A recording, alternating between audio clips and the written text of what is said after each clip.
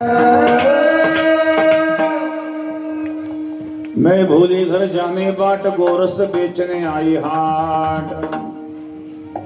दही दूध विकण्याकरिता आले बाजारामध्ये, पण घरी जाण्याचा रस्ता विसरला।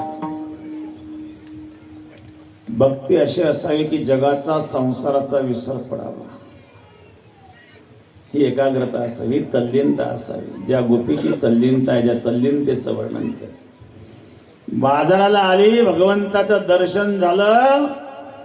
मैं भोले घर जाने बाट गोरस बेचने आई हा। दह्या दही म्हणावती होती, गोविंद घ्या कोणी दामोदर घ्या, तव तो हासती मथुरेच्या। मथुरेच्या स्त्रिया हसतात, पण हसण्याचं लक्षण आहे। तुका म्हणे हासे जन नाही कान ते डाई।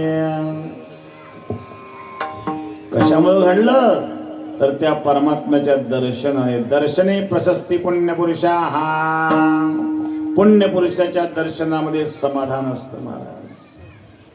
हे तर भगवंताचं दर्शन आहे।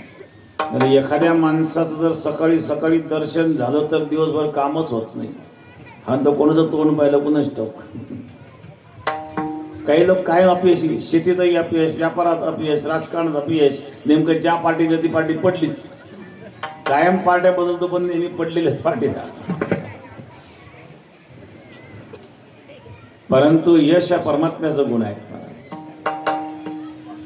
त्या गोपीनी भगवंताला पाहिलं आणि घरी जाण्याचा रस्ता विसरला। काय त्या परमात्म्याचं स्वरूप? वल्लभाचार्यांनी